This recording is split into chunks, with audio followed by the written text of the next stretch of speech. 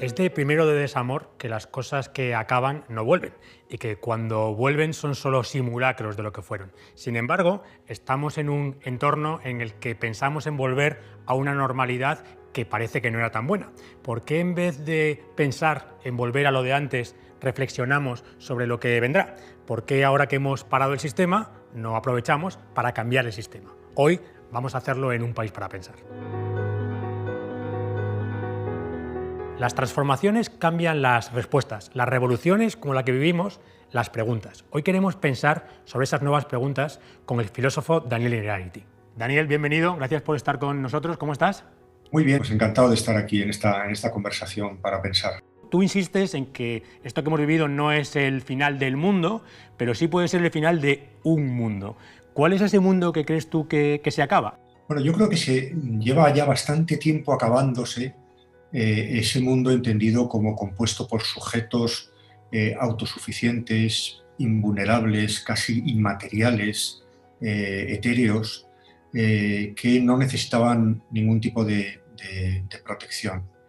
Y lo que realmente lo está sustituyendo, pero el proceso es un proceso que se hace a través de crisis, no se hace de manera ordenada y organizada, es un mundo que podríamos llamar un mundo de interdependencias, un mundo en el que no hay contagio, sino que el mismo mundo es contagioso, un mundo en el que no es que de vez en cuando acontezca una crisis, sino que estamos en una evolución histórica crítica, en una evolución histórica de crisis.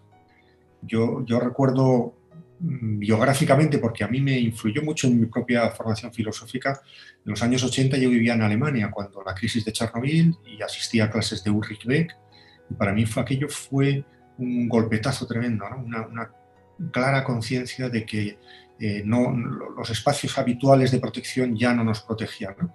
Y que teníamos que pensarlo de otra manera. Desde entonces hemos encadenado un montón de crisis y no parece que hayamos hecho el aprendizaje correspondiente.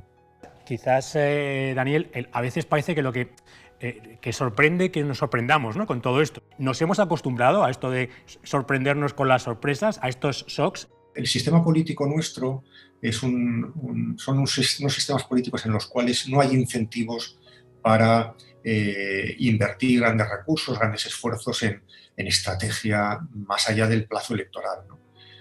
Pensemos si en los presupuestos del año 19 el presidente de gobierno se hubiera empeñado en que hubiera una partida importante para prevención de riesgos sanitarios. Seguramente se la hubiéramos tirado, ¿no?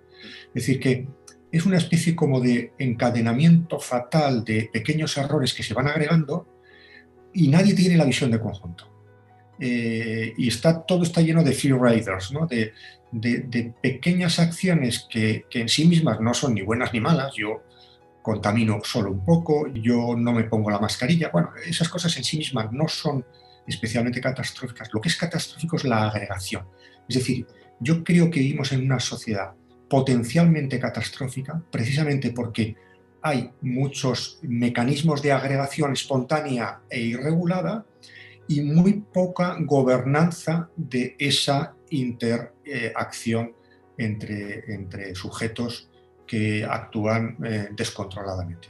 Hay otro efecto colateral, ¿no? de esta crisis, que es la digitalización de nuestras vidas, ¿no? Tú has escrito mucho sobre el rol que juega también lo digital y sobre todo estos imperios digitales. ¿Qué impacto crees que van a tener los gigantes digitales y la transformación de nuestras vidas, ¿no? en cada vez más basada en este tipo de interfaces, cada vez más centrada en la pantalla, también sobre la calidad de nuestras democracias? Bueno, esto es una constante de la humanidad que se acrecienta con el desarrollo de la tecnología, que la tecnología suele ser más inteligente que los gobiernos, por muchos motivos, por su propia estructura cognitiva, por la naturaleza de los agentes, que contrasta con la lentitud y la pretensión normativa de quien está en un gobierno o quien legisla o quien regula, ¿no? Tenemos un gap, tenemos una diferencia que cada vez se hace más aguda y más insoportable.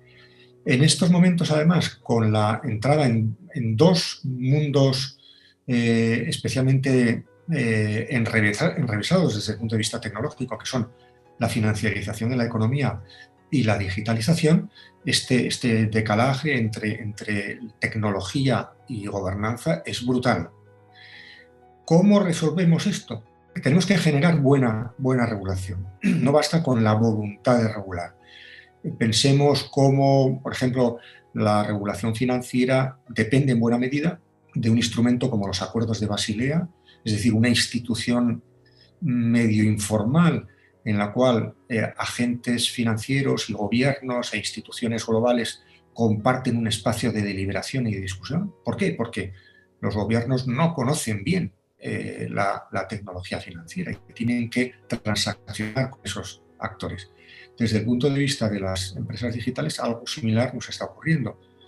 Quizá con la circunstancia positiva de que estamos en Europa y que Europa tiene un modelo de desarrollo digital muy diferente del modelo norteamericano o del modelo asiático. Tenemos una aspiración a que el espacio digital sea un espacio de ciudadanía, que no sea ni un espacio puramente de negocio, ni un espacio al servicio de un poder autoritario. Estamos en un momento en el que parece que hay un renacer de la filosofía, libros de filósofos tuyos y otros compañeros en listas de éxito.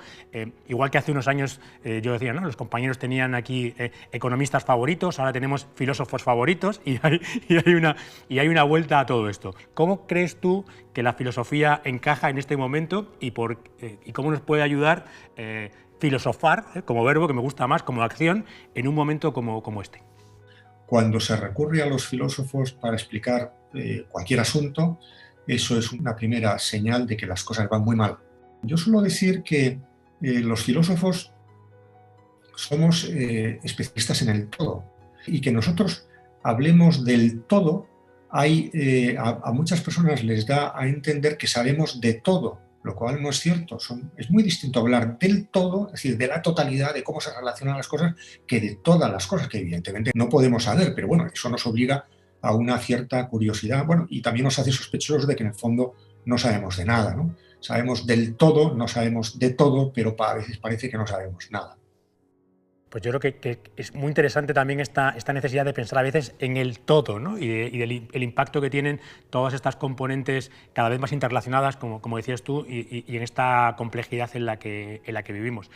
Por terminar con un mensaje, no sé si optimista o no, ¿tú eres de los que cree que cuando todo esto pase habremos cambiado para mejor? ¿Cómo esperas que digiramos todo esto que estamos viviendo? Bueno, los que nos dedicamos a este oficio, hay una ley, y es que aumentamos nuestro prestigio en la misma medida en la que hacemos presagios más negativos. Y como decía Adorno, la filosofía es una ciencia triste y cuanto más cenizo eres, pareces más profundo como intelectual. Yo, como no me considero ni siquiera un intelectual, yo soy un profesional de la filosofía y de la investigación, prescindo olímpicamente de esas referencias. Vamos a ver, me parece que si uno tiene un poco de perspectiva de conjunto, simplemente refiriéndose a Europa, por ejemplo, lo que vemos es que la humanidad, los seres humanos, aprendemos de las crisis. Claro que aprendemos de las crisis y claro que se introducen mejoras. Mi elemento de pesimismo tiene que ver con que esas mejoras, esas reflexiones que se hacen, suelen venir un poco tarde, suelen ser escasas y no suelen estar a la altura de el saber que deberíamos haber generado, el aprendizaje que teníamos que haber realizado. Pero vamos, podemos hacer ahora mismo una lista de sucesos, especialmente en la historia reciente de Europa, en los cuales se comprueba con claridad que detrás de cada crisis ha habido un pequeño avance que implica inteligencia colectiva y, por tanto, aprendizaje social. Quedémonos con esto, ¿no? Y que sobre todo que lo que salga de todo esto también es parte de todos, ¿no? Y que hay cosas que podemos hacer por construir ese futuro mejor que todos queremos. Así que muchas gracias, Daniel, por ayudarnos a empezar a pensar. Pues muchas gracias a ti y nada, fantástico que hagáis muchos programas de este estilo y que nos ayudan a todos, ¿eh? Uno de los grandes retos que tenemos para construir este futuro común es el uso que hacemos de los datos. Itziar de Lecuona trabaja en la Universidad de Barcelona investigando sobre privacidad y el uso de estos datos. Itziar, bienvenida. Gracias por estar con nosotros. Hoy la idea es pensar sobre algunos de los retos que teníamos, pero que parece que la pandemia todavía ha adelantado o les ha dado más rotundidad o más peso. Y sin duda uno de ellos es el tema de los datos y de nuestra privacidad. ¿Cómo crees que todo esto que hemos vivido ha cambiado nuestra visión sobre la privacidad y sobre nuestros datos? Bueno, en primer lugar, yo creo que se ha generado una falsa dicotomía, ¿no?, entre intimidad y seguridad, y creo que hasta este momento ha habido una profunda desafección, ¿no?, por cuidar los datos, por entenderlos como un valor y un bien común, y yo creo que es un momento en el que tenemos que pensar cómo revertir esta tendencia a la mercantilización de datos personales, ¿no?, puesto que definen lo que somos, forman parte de nuestra intimidad, y se ha puesto de manifiesto también en la pandemia, una situación inédita, que muchas de las tecnologías y parte de la digitalización que puede ayudar o puede ser un apoyo se fundamenta en la explotación de datos personales, datos de salud. Y esa conjunción con las tecnologías emergentes pues plantea nuevos retos que nos tienen que hacer pensar como personas, como sociedad, el lugar que ocupa la tecnología y cómo ésta se alimenta de nuestra identidad. Hablabas de los gigantes tecnológicos. Esta preocupación que a veces parece que tenemos por el uso que se hace de nuestros datos por las administraciones públicas, que parece contrastar con la poca preocupación que tenemos a veces con el que hacen estos gigantes tecnológicos, ¿no? ¿Cómo cambiar esto? ¿Cómo darle una vuelta desde la ciudadanía a estas dicotomías? Sí, yo creo que podemos exigir pues, que haya normas, ¿no?, que nos ayuden a mejorar esta situación, pero creo que es fundamental que haya una alfabetización digital. El ciudadano se tiene que preocupar por sus datos y tiene que considerarlos como algo a proteger y que tienen un valor. Y lo hemos visto, ¿no? Es decir, hay una contradicción tremenda entre pensar que pues, los datos no están bien protegidos en el ámbito de la salud cuando no es verdad, y luego creer que porque están los datos al alcance, pues eso no genera ningún problema, ¿no? Porque precisamente si no somos conscientes del paradigma digital al que nos enfrentamos, esta explotación intensiva y esta acumulación de datos, pues no vamos a comprender las consecuencias, ni siquiera las vamos a, de alguna manera, a dibujar, ¿no?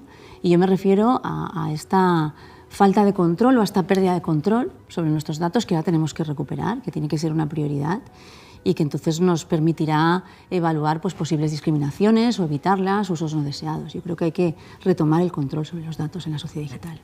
A veces tenemos la sensación de decir, bueno, a mí qué más me da dar mis datos si luego yo no voy a comprar este tipo de cosas. Y no entendemos que nuestros datos no son para vendernos a nosotros, es para modelizar a otra gente que compra como nosotros.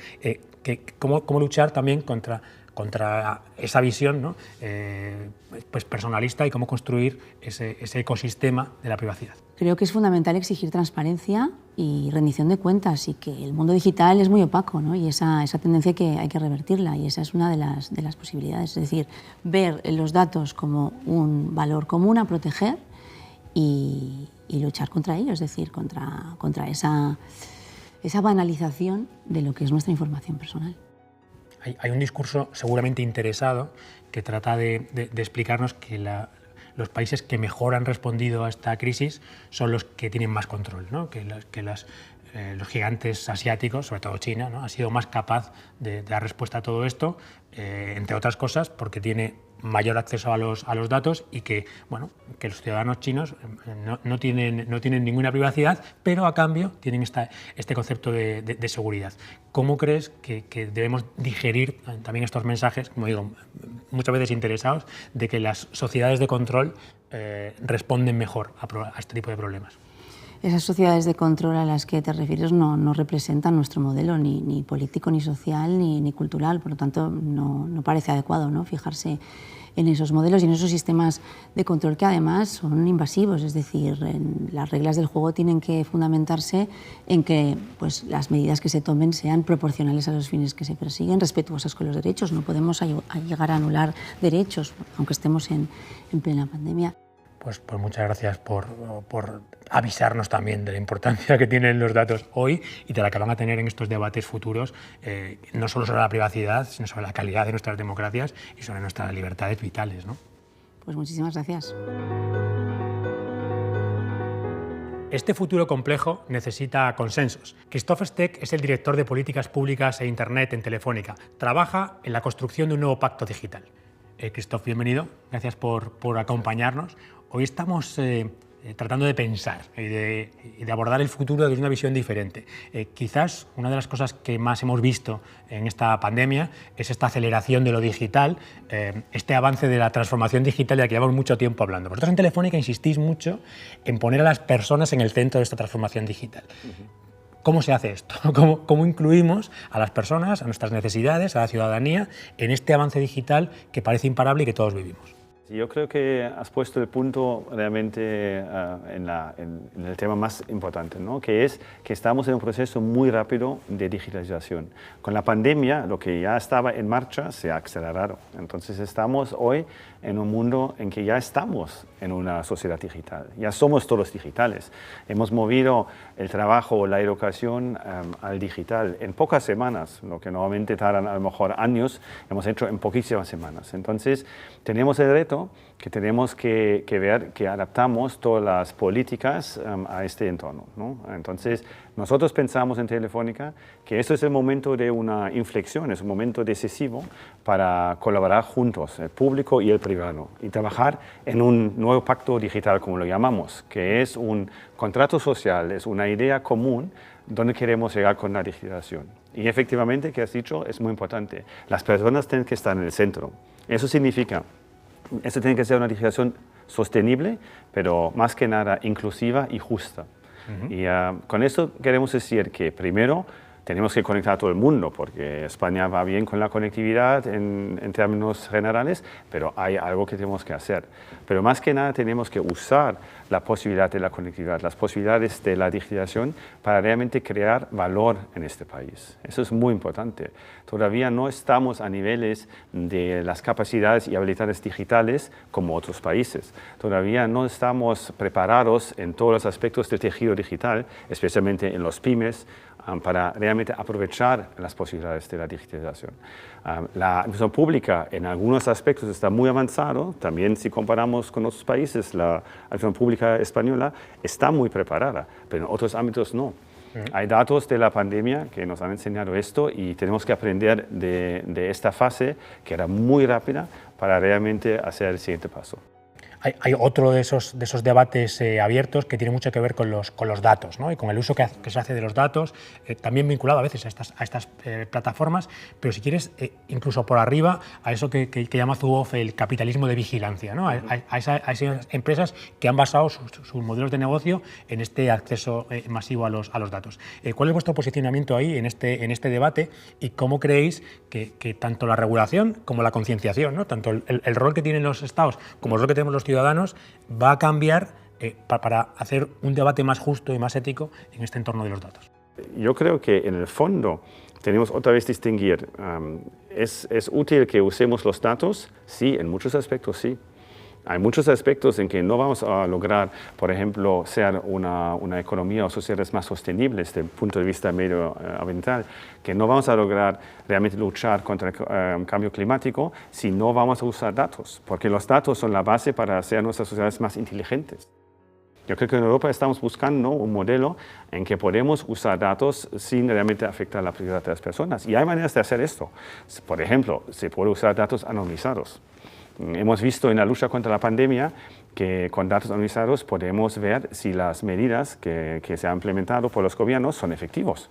Eso se puede hacer y esto no impacta a mi privacidad como ciudadano en el fondo. Yo creo que eso es un ejemplo que se puede usar datos para tener los aspectos positivos de hacer nuestra gobernanza de una manera como hacemos las cosas más inteligente, más sostenible y al mismo tiempo proteger la privacidad, ¿no? Entonces yo creo que ese debate de capitalismo de vigilancia está bien para generar esta conciencia, pero tenemos otra vez tener la idea de buscar el equilibrio, porque si no, no podemos aprovechar lo beneficioso que está en el uso de los datos. Decías desde el principio que vuestra apuesta es por una transformación inclusiva, ¿no? Y ser capaz de sumarnos a todos a esta transformación que vivimos. Pero también es cierto que durante esta pandemia esas brechas que todos intuíamos pues se han hecho más palpables que nunca, ¿no? Y hemos visto las diferencias entre los que tienen acceso y los que no, entre los que tienen esas brechas geográficas que nuestro país está tratando de luchar, pero que es una parte de las brechas, pero que hay otro tipo de brechas, ¿no? Incluso de género, por supuesto, brechas sociales, distintas brechas. ¿Cuál es vuestra visión de cómo debemos como país, ¿no?, evolucionar para luchar contra esas brechas y para democratizar, me gusta la palabra, ¿no?, para democratizar la transformación, ¿no?, para que todo el mundo tenga acceso a estas nuevas oportunidades que vivimos? Yo creo que tenemos que ser conscientes que tenemos una conectividad que está muy buena. Hay que mejorarla, por supuesto, pero creo que estamos a un punto de partida en que España, por primera vez en su historia, sale realmente de un grupo de países que está liderando en temas de conectividad. Un ejemplo histórico, cuando Telefónica desarrolló la red de telefonía en este país en los años 20 del siglo pasado, básicamente esto era un esfuerzo grande nacional, pero países como Alemania, Estados Unidos y otros habían hecho esto una generación antes. Entonces España entró en todo el juego de la conectividad con una generación de retraso. Día de hoy esto no es así. Día de hoy este país está en la vanguardia de la conectividad del mundo. Ahora, ¿qué se puede hacer? Claramente el uso de la digitalización para realmente mejorar cómo generamos la riqueza en el país. Es decir, tenemos que invertir más para que los pymes españoles, por ejemplo, puedan competir en un mundo que sea digital y globalizado. Y esto va a ser el futuro, no hay ninguna duda. Tenemos que asegurar que la acción pública mejore sus servicios a la ciudadanía también usando las posibilidades digitales. Ahí hace falta muchísima inversión y creo que con los fondos europeos de la recuperación de la pandemia tenemos las posibilidades de realmente invertir en la digitalización como la palanca para dar un futuro a este país. El último ya he mencionado, la educación. La educación es fundamental. Hemos visto que España en este aspecto de la educación digital está abajo de la mitad europea. Entonces tenemos que aprovechar la ocasión también para pensar y mejorar la educación. Tenemos que realmente tomar estos aspectos, que son varios, no hay una solución sencilla, son varios aspectos que hay que tocar al mismo tiempo para aprovechar esta ocasión. Y yo creo que España, por primera vez en su historia, insisto, tiene la posibilidad de ser un líder en esos temas, pero necesitamos una cooperación pública y privada para aprovechar la ocasión. Para terminar, nos gusta siempre acabar con el futuro, ¿no?, y con poner un poco las luces largas y pensar en el medio plazo.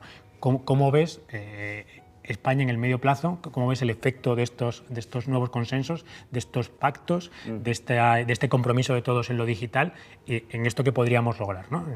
¿Cómo crees que odio lo de nueva normalidad? No pensemos en nueva normalidad, pensemos en mejor normalidad. Esto mejor que vamos a construir, ¿cómo crees que puede ser? Hay dos grandes líneas. Primero, la transición digital y segundo, la transición climática, ¿no? Entonces, básicamente, el tema de la transición verde y la transición digital. Esas son las dos grandes líneas que tenemos que juntar, porque una economía futura tiene que estar basada en esto, sea más sostenible desde el punto de vista medioambiental y al mismo tiempo tenemos que usar la digitalización para lograrlo. Y un ejemplo, es obvio que nosotros, usando todas las posibilidades que existen hoy de la digitalización, podemos hacer nuestras ciudades mucho más sostenibles. Es que lo hemos visto durante la pandemia, durante la cuarentena, cómo ha mejorado el tema del medio ambiente en las ciudades.